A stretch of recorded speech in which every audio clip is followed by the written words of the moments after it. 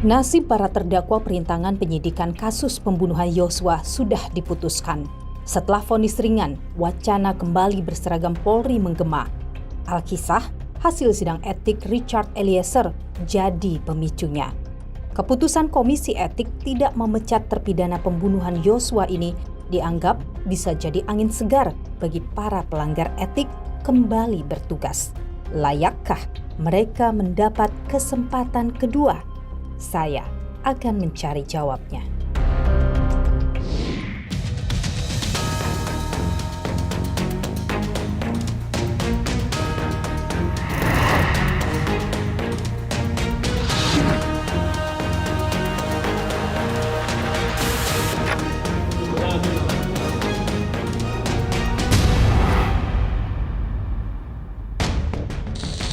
Menjatuhkan dengan pidana penjara selama 10 bulan dan denda sejumlah 10 juta rupiah.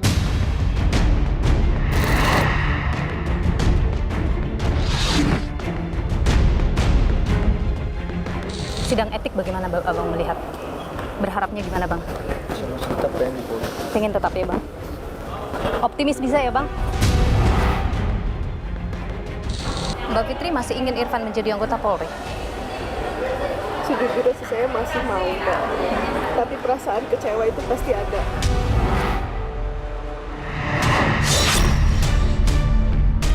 Nama Richard Eliezer Surya Mumiu, pangkat beradab NRP 9805 869.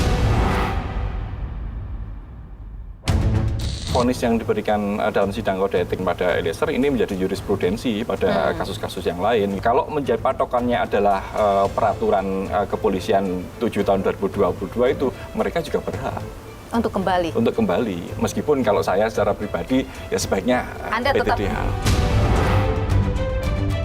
Dalam kasus ini, mereka-mereka ini adalah diperintah. Mereka dalam keadaan terpaksa melakukan itu semua. Artinya ada peluang yang sama antara terdakwa obstruction of justice dengan Richard Eliezer bisa kembali jadi anggota Polri. Saudara, nasib Eliezer sebagai anggota Polri telah diputus. Komisi Etik Polri yang dipimpin oleh Kombes Sakyus Ginting memutuskan tak pecat Eliezer. Meski tak dipecat, Eliezer mendapatkan sanksi demosi selama 1 tahun dan ditempatkan di pelayanan markas Polri. Terduga pelanggar masih dapat dipertahankan untuk tetap berada dalam dinas Polri. Putusan sidang KKEP. A. Sanksi bersifat etika, yaitu perilaku pelanggar dinyatakan sebagai perbuatan tercela. B.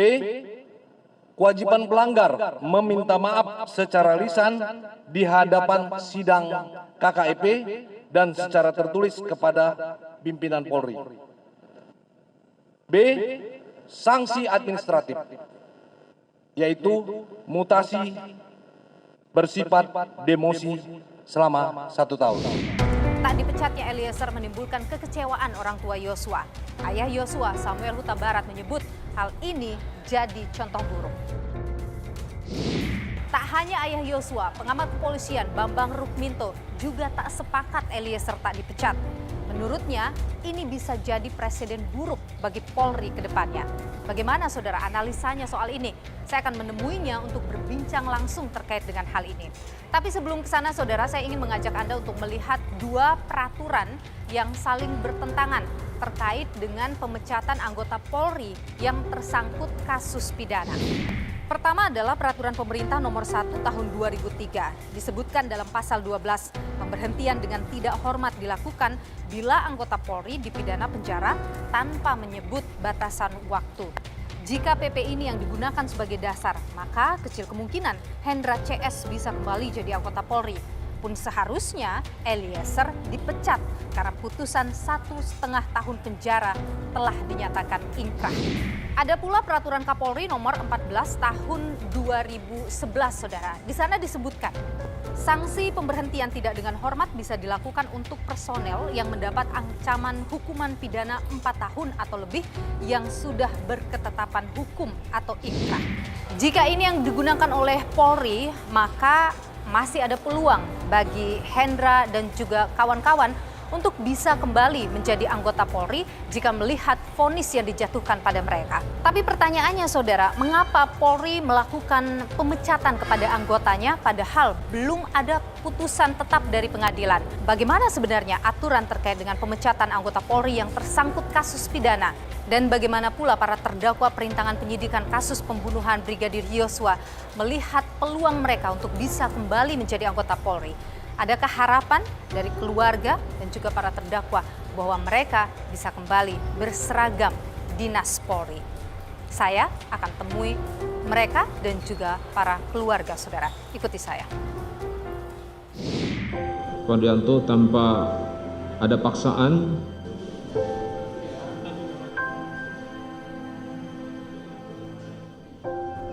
menjatuhkan pidana pada terdakwa Irfan Widianto SIK. Oleh karena itu, dengan pidana penjara selama 10 bulan dan denda sejumlah 10 juta rupiah.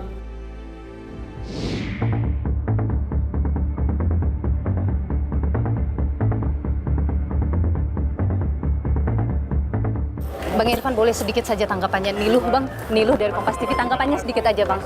Gimana, Bang, setelah vonis ini? Terima 10 bulan, gimana? Dari awal saya katakan ini semua resiko tugas buat saya. Oke. Saya berharap saya masih bisa tetap Tapi untuk Polri. sidang etik bagaimana Abang melihat? Berharapnya gimana, Bang? Saya masih tetap pengen di Polri. Pengen tetap ya, Bang? Optimis bisa ya, Bang? Tadi saudara baru saja usai sidang Irfan Widianto divonis 10 bulan penjara. Satu hal yang ia sebutkan bahwa ia menerima ini sebagai resiko atas pekerjaannya sebagai anggota Polri. Dan terkait dengan sidang etik yang menanti dirinya juga, ia menyebut bahwa ia berharap masih terus menjadi anggota Polri. Saya akan coba untuk temui pihak keluarga, istri dan orang tua Irfan yang kemudian juga hadir dalam persidangan ini. Kita coba temui, saudara. Saya Niluh dari Kompas TV, Pak. Terkait dengan putusan vonis yang disampaikan tadi oleh hakim 10 bulan penjara, bagaimana melihat ini, Bapak dan Ibu? Ya, Menerima itu? nanti yang bersangkutan aja, mana yang bersangkutan. Jadi nanti aja gitu. Caranya ya. Serahkan pengacaranya. Masih ada harapan untuk kembali Irfan menjadi anggota Polri dengan vonis ini? Atas doanya Kami semuanya. berharap Kami meminta sama Bapak Kapolri supaya bisa menerima kembali kakak saya sebagai polisi. Kami yakin Allah pasti dengar doa-doa kedua orang tua saya. Iya. Saat ini kami hanya bisa ngomong itu. Iya.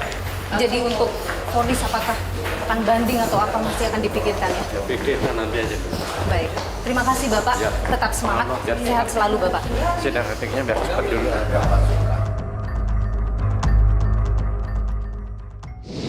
Irfan Widianto menyebut bahwa apapun yang terjadi pada dirinya, ia anggap sebagai bagian dari resiko sebagai anggota Polri. Saya coba tanyakan ke kuasa hukum, bagaimana upaya hukum lanjutan setelah vonis 10 bulan penjara. Ada agak di sini.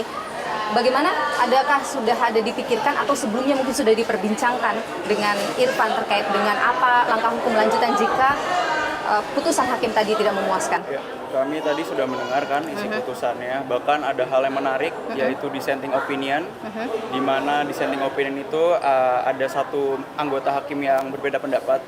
Pendapat ini sangat menarik, kenapa? Karena dinyatakan di situ bahwa Irfan tidak memenuhi rumusan unsur pasal, yaitu unsur dengan sengaja, ya, dan juga unsur turut serta, dalam turut serta atau pasal penyertaan, pasal 55. Dan juga bahkan Irfan ini dapat dibenarkan dengan pasal 51, yaitu menjalankan perintah jabatan. Sehingga menurut kami sebetulnya putusannya sangat menarik, meskipun pada akhirnya klien kami divonis 10 bulan penjara. Dan ada juga satu hal yang benar-benar membuat kami, para PH tadi, terkejut, terharu, bahkan sampai meneteskan air mata, bahwa majelis hakim di situ menyatakan hal-hal yang meringankan, yaitu adalah bahwa Irfan Widianto ini adalah merupakan seorang anggota Polri yang telah mengabdi dengan baik, dengan tanpa cacat, yaitu merupakan seorang Adi Makayasa lulusan tahun 2010. Majelis Hakim juga mengharapkan bahwa agar dapat terus melanjutkan pengabdiannya kepada Polri, sehingga tadi kami juga hanya sebentar berbicara dengan Irfan. Untuk upaya banding mungkin kami akan pikir-pikir terlebih dahulu karena kita juga masih punya waktu 7 hari, karena sebetulnya banding pun adalah hak dari terdakwa. Kami tidak memaksakan, kami akan memberikan waktu yang luang, memberikan ruang kepada Irfan untuk berpikir. Nanti dari kami juga mungkin masih berdiskusi lebih lanjut. Oke, terkait dengan hal yang disampaikan oleh hakim dalam pertimbangannya, ada yang Anda tidak sependapat dengan pertimbangan hakim? Pendengaran kami ada beberapa pertimbangan yang mungkin kami tidak sependapat karena apa yang kami sampaikan di pledoi itu berbeda pendapat dengan hakim. Tapi menurut Anda, hakim sudah cukup bijaksana tadi dengan vonis 10 bulan? Dengan vonis 10 bulan saya tidak mau mengomentari ya. Kami itu dibilang kecewa ya. Ada kecewanya. Kenapa? Karena kami benar-benar meyakini bahwa Irfan ini seharusnya bebas. Sebagaimana bisa ada dissenting opinion dalam perkara ini bahwa emang Irfan ini tidak memenuhi rumusan unsur pasal yang didakwakan. Dari pasal 33, unsur dengan sengaja tidak terbukti. Tadi juga sempat disinggung oleh majelis hakim bahwa unsur melakukan tindakan apapun sehingga mengakibatkan rusaknya sistem elektronik dan seterusnya itu tidak terbukti. Bahkan Irfan ini dapat dibenarkan menurut pasal 51 itu menjalankan perintah atasnya. Itu juga disebutkan oleh hakim tadi. Terima kasih Bung Aga, kuasa hukum pengacara dari Irfan Widianto, salah satu terdakwa perintangan penyidikan kasus pembunuhan Brigadir Yosua. Sehat selalu.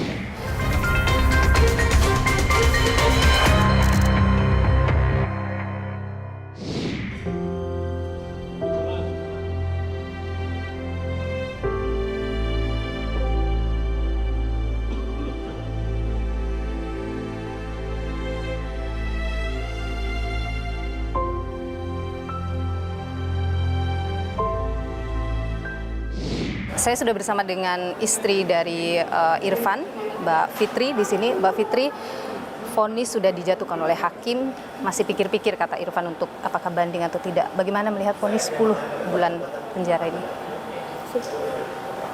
Sebenarnya putusannya bagi kami keluarga itu kurang mencerminkan keadilan ya Mbak ya. Karena sebenarnya kan kata ahli-ahli semuanya Mas Irfan tidak bisa dijerat gitu ya. Dan tidak terbukti bersalah. Tapi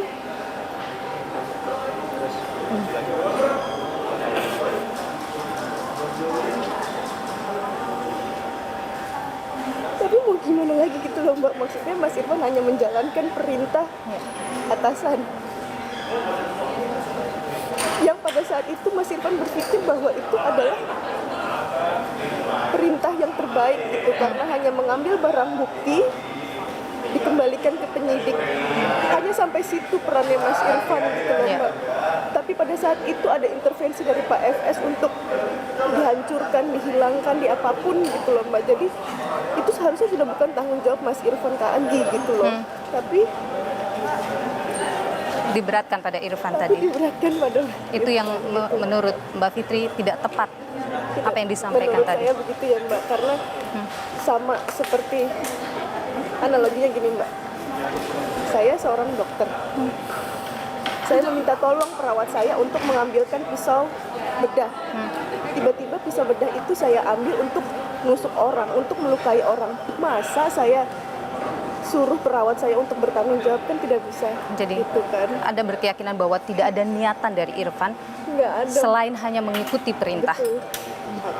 Hanya itu. Jadi menurut saya kurang adil ya. 10 bulan pun tidak layak. Menurut saya harusnya bebas kalau menurut Anda. Bebas. Karena tidak tahu itu tadi yang menjadi alasan ya. Tapi dengan 10 bulan apa yang kemudian Mbak Fitri akan lakukan? Apakah kemudian memikirkan banding ini upaya hukum lanjutannya atau bagaimana?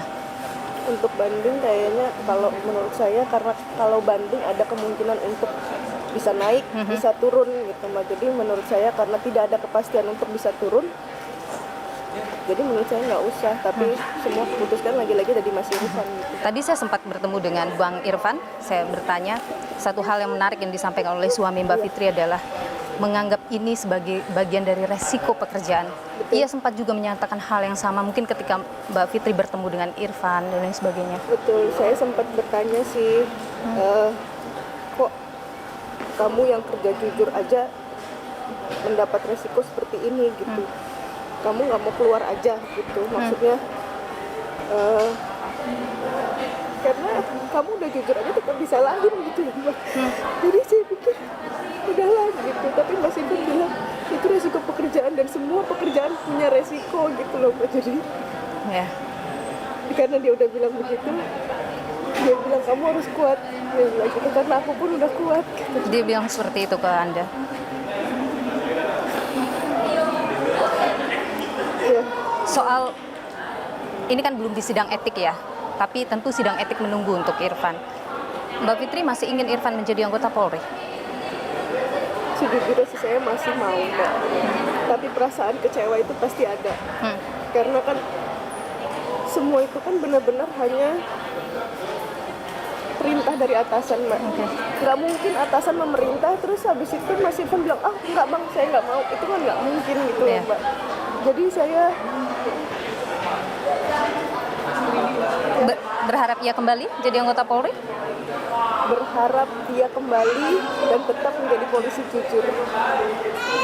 Luar biasa Mbak Fitri. Ada hal yang ingin Mbak Fitri sampaikan kepada publik ini pertama kali Mbak Fitri bicara? Ada, saya pengen Pak Kapolri dengar, biarkan suami saya kembali bertugas karena dia adalah polisi jujur. Terima kasih Pak. Mbak Fitri Irfan, terima kasih atas waktunya kepada program Niluh Kompas TV. Sehat selalu, tetap semangat Mbak Fitri. Tentu kejujuran Pak Irfan tetap harus dipertahankan dan dukungan Anda yang paling penting untuk menyemangatinya terus. Terima kasih Mbak Fitri, sehat selalu. Menjatuhkan pidana kepada terdakwa, oleh karena itu dengan pidana penjara selama 2 tahun. Menyatakan terdakwa Hendra Kurniawan SIK terbukti secara sah dan meyakinkan bersalah melakukan tindak pidana dengan sengaja dan tanpa hak dengan cara apapun memindahkan suatu informasi milik publik yang dilakukan secara bersama-sama. Menjatuhkan pidana kepada terdakwa Hendra Kurniawan SIK, oleh karena itu dengan pidana penjara selama 3 tahun. Setelah sidang etik dari Richard Eliezer yang ia kemudian tidak dipecat dari anggota Polri, ini membuka harapan bagi para terdakwa perintangan penyidikan kasus pembunuhan Brigadir Yosua untuk juga bisa kembali menjadi anggota Polri. Karena vonis yang diberikan juga kalau kita lihat pada Irfan Widianto misalnya, Arief Cahya ini di bawah 1 tahun. Apa sebenarnya aturan yang jelas terkait dengan pemecatan anggota Polri yang tersangkut kasus pidana? Kita perbincangkan hal ini bersama dengan Ketua Harian Kompolnas Irjen Pol Purnawirawan Beni Mamoto. Pak Beni, terima kasih sudah bersama Niluh, sehat selalu. Sehat selalu, terima kasih. Ya, Pak Beni, pada saat sidang etik Eliezer Anda hadir di dalam ruang sidang waktu itu. Apa sebenarnya hal-hal penting yang kemudian membuat Eliezer akhirnya diputus untuk tidak dipecat sebagai anggota Polri? Ya, pertama tentunya saya sampaikan bahwa dalam pelaksanaan sidang kode etik itu mendasari pada yang pertama peraturan pemerintah nomor 1 tahun 2003 tentang pemberhentian anggota Polri. Kemudian yang kedua Perpol nomor 7 tahun 2022 ya tentang kode etik profesi dan KKIP. Nah, dalam konteks sidang Eliezer kemarin saya mengikuti dari awal sampai akhir, dan di sana yang pertama adalah ketika penuntut menyampaikan tuntutan pada Eliezer, di sana disampaikan hal-hal yang dinilai melanggar kode etik. Tetapi juga disampaikan hal-hal yang menjadi pertimbangan yang meringankan. Akhirnya dari pihak penuntut mengajukan tuntutan 3 tahun demosi. Namun kemudian dari Majelis Sidang Kode Etik memutuskan 1 tahun demosi. Ini juga dengan pertimbangan hal-hal yang meringankan. Di antaranya adalah mengadopsi pertimbangan hakim di pengadilan pidana. Contoh, yang bersangkutan menjadi justice kolaborator. Ini menjadi penting. Kemudian kedua, dalam catatan tidak pernah terlibat pelanggaran kode etik, kemudian disiplin, maupun pidana. Kemudian ketiga, berlaku sopan dalam persidangan. Kemudian keluarga korban sudah memaafkan. Kemudian masalah prestasi dan sebagainya. Nah, melihat hal ini, kalau dikaitkan dengan para pelaku yang lain yang terlibat obstruction of justice, kita lihat dari Arifin, itu kena 6 bulan ya. 10 bulan, Pak. Arif 10 bulan, Irfan juga 10 bulan. Nah, ini saya melihatnya begini. Dalam kasus ini, mereka-mereka ini adalah diperintah. Ada masalah dengan psikohierarki. Mereka dalam keadaan terpaksa melakukan itu semua. Nah, di sisi lain kita lihat hakim mendudukkan Sambo dan istrinya pada posisi teratas dengan hukuman yang terberat, yaitu mati dan 20 tahun. Ini menunjukkan bahwa hakim menunjukkan dalam putusannya ini, semua ini harusnya tanggung jawab diambil alih oleh Sambo dan istrinya. Sambo dan istrinya. Iya, yang lain ini ya disuruh, diperintah dengan terpaksa dan sebagainya.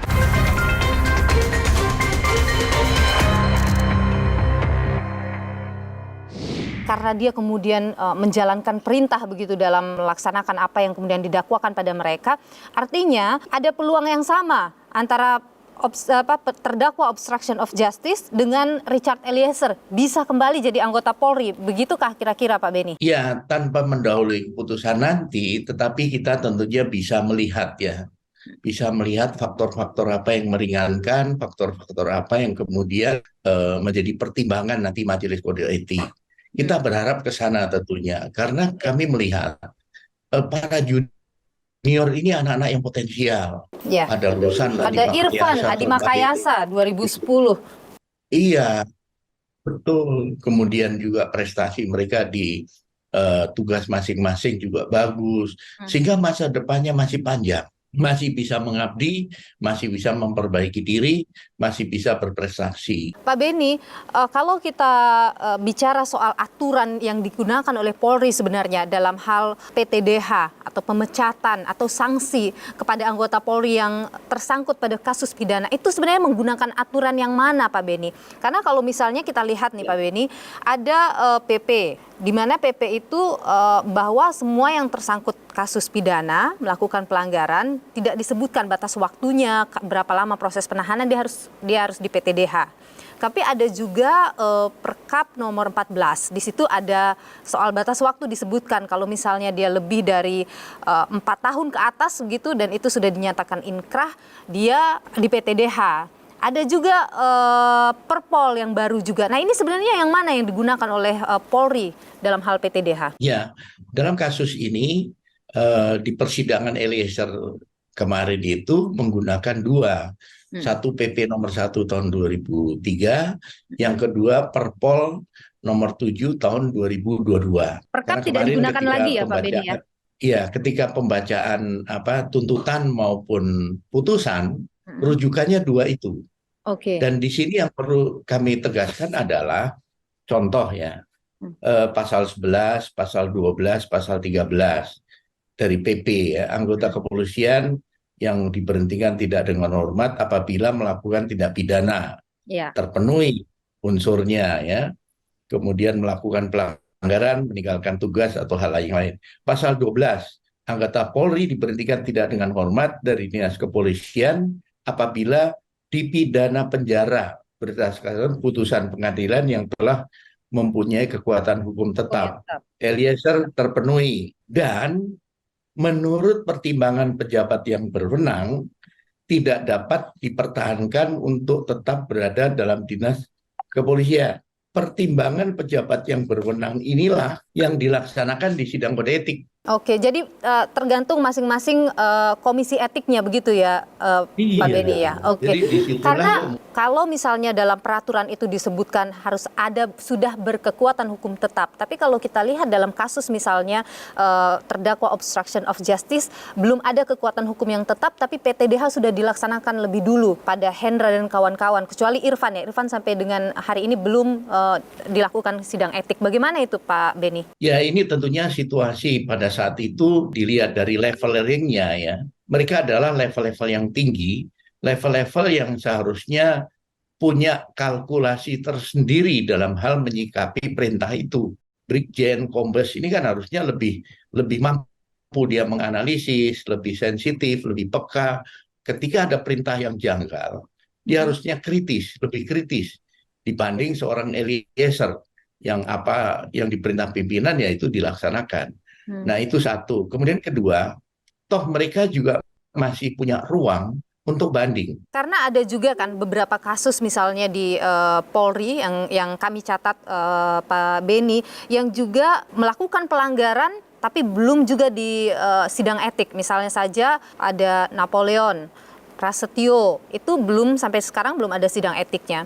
Kemudian kalau kita mundur lagi ada kasus Brotoseno misalnya, itu setelah selesai proses hukumnya, pidananya, baru kemudian ada sidang etik dan beberapa kasus yang lain. Artinya berbeda-beda, padahal mereka juga punya tingkat jabatan yang tinggi dan kepangkatan yang juga tinggi. Nah, ini sepertinya tidak ada rujukan yang jelas atau bagaimana sebenarnya Pak Beni? Betul, hal itu juga kami pertanyakan. Ini bagaimana?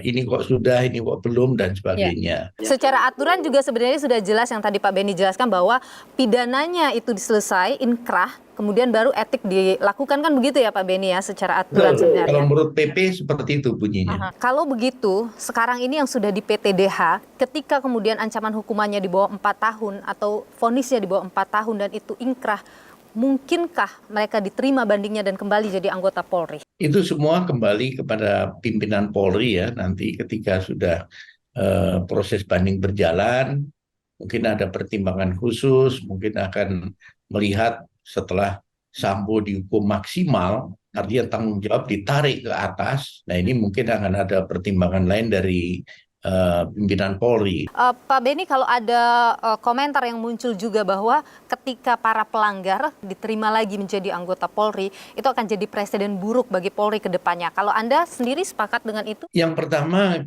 kita tentunya perlu menghormati putusan yang diambil ya, karena tentunya ketika memutus sudah mempertimbangkan banyak faktor. Yang sering dipertanyakan adalah bagaimana nanti ketika dia kembali ke Polri, penerimaan oleh sesama anggota itu bagaimana, kemudian ke depan seandainya ada yang melakukan pelanggaran namun sanksinya lebih berat, itu bagaimana.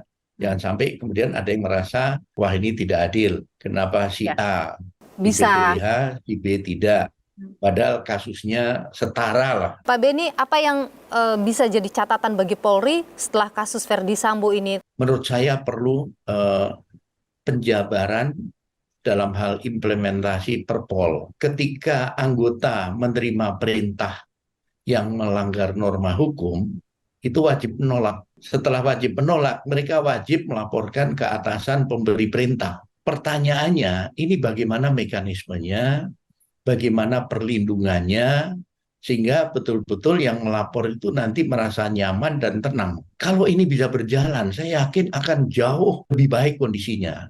Artinya para atasan yang memerintah anak buahnya itu perintahnya itu melanggar norma hukum, norma agama, norma kesusilaan, dia akan berpikir 2 kali untuk memberi perintah itu. Betul. Artinya perlu ada revisi lagi Perpolnya Pak Beni? Kalau menurut Anda? Menurut saya penjabarannya saja, bentuk implementasinya kan perlu. Karena terus terang banyak hal anggota akhirnya melanggar karena perintah pimpinan. Kemudian hikmah yang bisa diambil dari sini adalah tentunya perbaikan ke dalam, reformasi kultural ini menjadi penting, bagaimana atasan menjadi contoh, menjadi role model anak buahnya, bagaimana atasan langsung itu bertanggung jawab terhadap pengawasan ke anggotanya. Kalau pengawasan melekat ini berjalan, maka pelanggaran-pelanggaran itu bisa diminimalisir. Baik, Irjen Pol Purnawirawan Beni Mamoto, Ketua Harian Kompolnas. Terima kasih sudah berbagi informasi dan pandangan di Niluh. Sehat selalu Pak Beni. Terima kasih.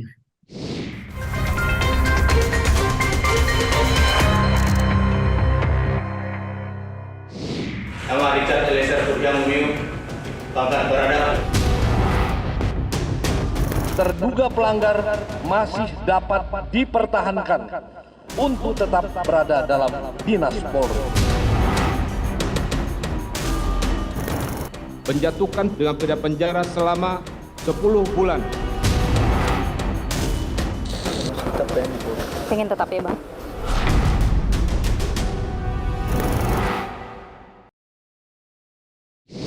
Pengamat kepolisian Bambang Rukminto menjadi orang yang bersuara keras terkait dengan kembalinya Eliezer menjadi anggota Polri. Ia tidak dipecat.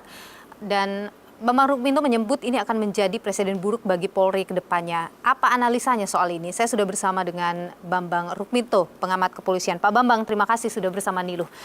Anda tidak sependapat kalau pelanggar itu kembali lagi jadi anggota Polri.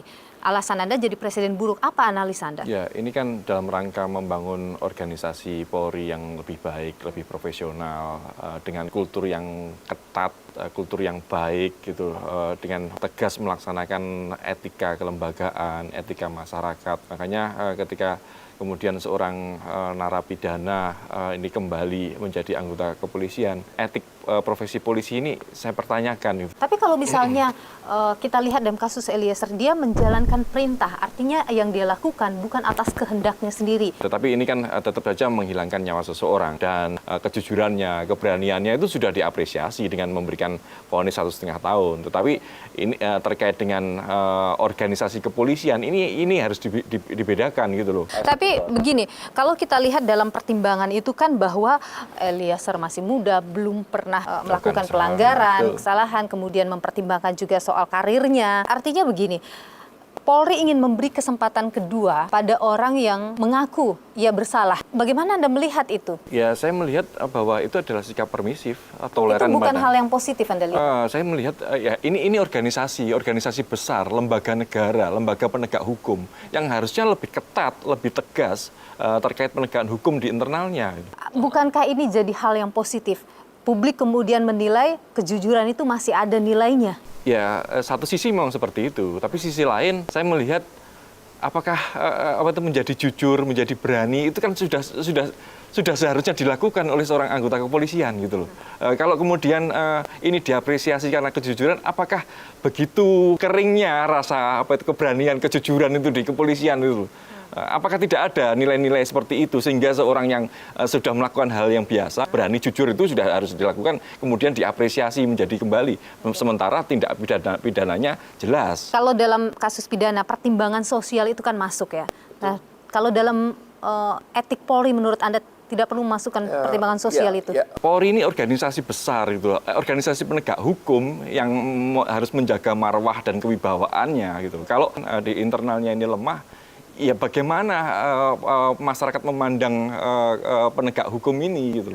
Ini kan sangat kita sayangkan. Kita ini mencintai Polri kok. Bagaimana Polri ke depan ini harus profesional, harus tegak lurus pada aturan. Tidak ada toleransi. Tidak ada toleransi seharusnya. Berkaca dari kasus Eliezer, Pak Bambang, kemudian ada harapan yang muncul bahwa terdakwa obstruction of justice, perintangan penyidikan kasus pembunuhan Yosua, ini harusnya punya peluang yang sama untuk kembali lagi ke anggota Polri. Betul. Vonis yang diberikan dalam sidang kode etik pada Eliezer ini menjadi jurisprudensi pada kasus-kasus yang lain. Kalau menjadi patokannya adalah peraturan kepolisian 7 tahun 2022 itu, mereka juga berhak untuk kembali. Untuk kembali. Meskipun kalau saya secara pribadi ya sebaiknya PTDH lah. Menolak seharusnya. Tapi begini, ini kan kasusnya berbeda. Yang satu dalam konteks perintah, ia kemudian didakwa merintangi penyidikan. Yang satu dalam konteks perintah, ia kemudian membunuh orang.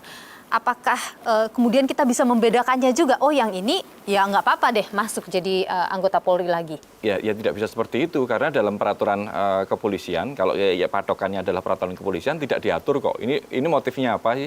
Yang diatur dalam peraturan kepolisian itu terutama Perkap 14 tahun 2011 kan ancaman hukuman 4 tahun, terus vonis inkrah maksimal 3 tahun gitu. Kalau lebih kurang dari itu ya semuanya berhak masuk seperti itu. Kalau kita lihat kan dalam kasus Verdi Sambo ini kan ada banyak sekali ya anggota Polri yang terseret dalam kasus ini. Ada yang didemosi bahkan sampai 8 tahun. Kemudian ada juga yang kena obstruction of justice dan harus menjalani pidana penjara begitu. Kalau Anda melihat apa yang harus dibenahi? Ya pembenahannya sebenarnya bukan hanya pada Polri ya, tapi pada struktur negara ya terkait dengan kewenangan yang diberikan kepada Polri. Bukan SDM-nya? SDM itu hanya pernik kecil saja. Akar masalah ini terkait dengan kewenangan yang diberikan negara kepada Polri yang sangat besar. Gitu. Yang mana? Undang-Undang 2 tahun 2002 itu memberikan kewenangan Polri untuk merumuskan kebijakannya sendiri, merumuskan peraturan-peraturannya sendiri, kemudian melaksanakan juga melakukan pengawasan gitu loh. Artinya kan ringnya ini sangat luas sekali. Makanya keluarlah ada Perkap, ada Perpol dan sebagainya. Salah satunya ya Perpol 7 tahun 2022 ini yang bermasalah gitu, karena di situ tidak rigid. Yang layak untuk DPTDH itu ukurannya apa sih? Apakah hanya karena divonis kurang lebih dari 3 tahun atau kurang dari tahun? Ukurannya ya hanya angka-angka saja, bukan pada etik atau kasus per kasus atau tingkat pelanggarannya. Kemudian kapan dilakukan sidang etik? Itu pun jadi masalah. Sidang etik ini dilakukan di depan sebelum sidang pidana atau di akhir atau setelah inkrah. Banyak juga kasus-kasus yang sudah divonis tapi sampai sekarang juga belum di sidang etik. Artinya apa? Ada ruang untuk menyalahgunakan kewenangan seperti itu. Ini kan sangat disayangkan dan itu harus dimulai dengan negara untuk mendorong melakukan revisi Undang-Undang 2 tahun 2002. Baik, Bambang Rukminto, pengamat kepolisian. Terima kasih sudah berbagi informasi dan pandangan di Niluh. Sehat selalu Pak Bambang. Salam sehat.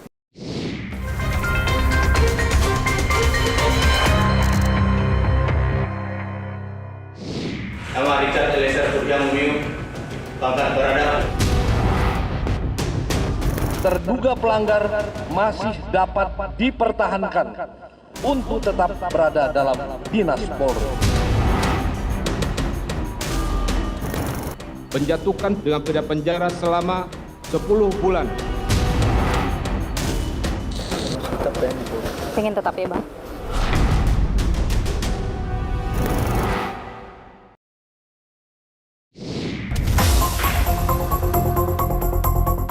Akhir manis bagi Richard Eliezer. Usai divonis 1 tahun 6 bulan dalam perkara pembunuhan Yosua, Komisi Kode Etik Polri pun memutuskan tidak memecat Richard Eliezer. Selepas menjalani pidana, Eliezer akan segera bergabung kembali menjadi anggota Brimob Polri. Keputusan ini timbulkan pro dan kontra. Apalagi masih tersisa anak buah Sambo yang tengah mengadu nasib di meja hijau. Ada 6 tersangka anak buah Sambo dalam kasus perintangan penyidikan kasus pembunuhan Brigadir Yosua. Hendra Kurniawan yang sebelumnya menjabat Karo Paminal Propam Polri mendapat sanksi pemberhentian tidak dengan hormat dari kepolisian 31 Oktober lalu. Sementara itu, Jaksa Penuntut Umum Kejaksaan Negeri Jakarta Selatan menuntut Hendra 3 tahun penjara. Lalu ada pula Agus Nurpatria, Kaden A Ropaminal Divisi Propam Polri ini diberhentikan dengan tidak hormat dari anggota kepolisian 7 September lalu. Agus juga dituntut hukuman penjara 3 tahun oleh Jaksa Penuntut Umum. Sementara itu, Arif Rahman Arifin, sebelumnya Wakaden B Ropaminal Divisi Propam Polri, sudah disidang kode etik oleh Polri dengan hasil pemberhentian tidak dengan hormat, namun keputusan belum inkrah dan Arif pun akan ajukan banding. Di lain hal, Majelis Hakim Pengadilan Negeri Jakarta Selatan menjatuhkan vonis pada Arif dengan pidana selama 10 bulan penjara.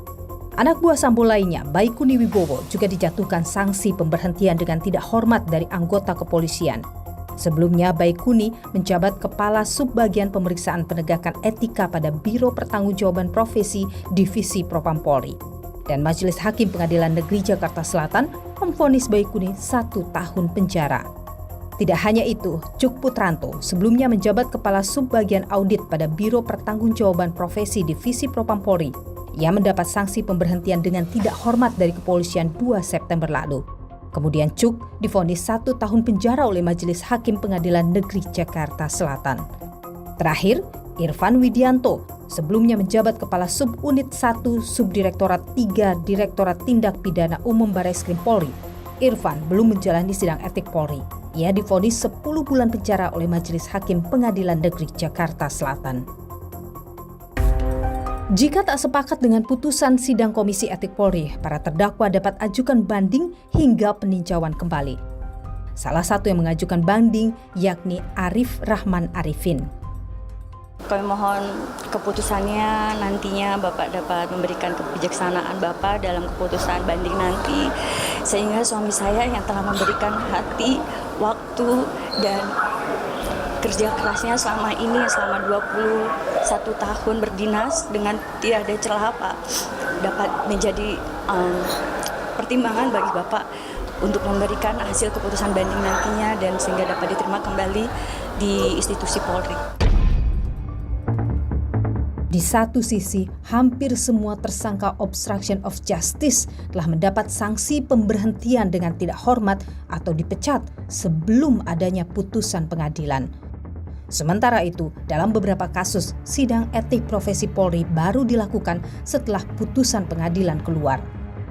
Seperti Raden Brotoseno, penyidik Bareskrim Polri ini terjerat kasus korupsi pada 2016. Setahun kemudian, Brotoseno divonis 5 tahun penjara oleh Majelis Hakim Pengadilan Tipikor Jakarta. Namun hingga 2022, Brotoseno tak kunjung dipecat lantaran dinilai berprestasi selama jadi anggota Polri. Keputusan ini menuai kritik hingga akhirnya Brotoseno dipecat dari anggota kepolisian 8 Juli 2022 lalu. Lain halnya dengan Abdul Waritz Baresti. Pama pelayanan markas Polda Gorontalo ini tertangkap mengonsumsi narkoba di tahun 2019. Ia telah mendapat vonis 5 tahun penjara. Ia dipecat secara tidak hormat pada akhir Januari tahun ini. Selain itu, ada Edwin Hatorangan Haryanja, mantan Kapolres Bandara Soekarno-Hatta, telah dipecat secara tidak terhormat 31 Agustus lalu. Lantaran Edwin diduga menerima uang hampir mencapai 3,4 miliar rupiah dari Kepala Satuan Reserse Narkoba atas penanganan kasus besar. Sementara itu, di balik jeruji besi ada anggota Polri yang hingga kini belum menjalani sidang etik profesi Polri. Sejak diundur September tahun lalu, sidang etik profesi Polri Kepala Divisi Hubungan Internasional Bareskrim, Napoleon Bonaparte, belum juga berjalan. Diketahui Napoleon dinyatakan bersalah lantaran menerima suap penghapusan nama terpidana korupsi Cesi Bank Bali, Joko Chandra, dalam daftar red notice. Ia divonis 4 tahun penjara dan denda 100 juta rupiah. Sama halnya dengan Napoleon, Kepala Biro Koordinasi dan Pengawasan PPNS Bareskrim Polri, Prasetyo Utomo, juga masih menunggu sidang etik profesi Polri. Ia menyalahgunakan wewenang dalam kasus Joko Chandra, yakni mengeluarkan surat jalan bagi mantan buron tersebut. Keadilan sebaiknya tak hanya hadir di ruang sidang pidana, tetapi juga di ruang sidang etik anggota Polri.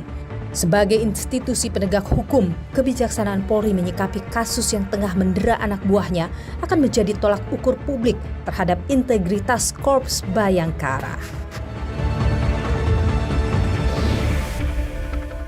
Kecintaan pada institusi Polri hendaknya ditujukan lewat kepatuhan pada nilai institusi.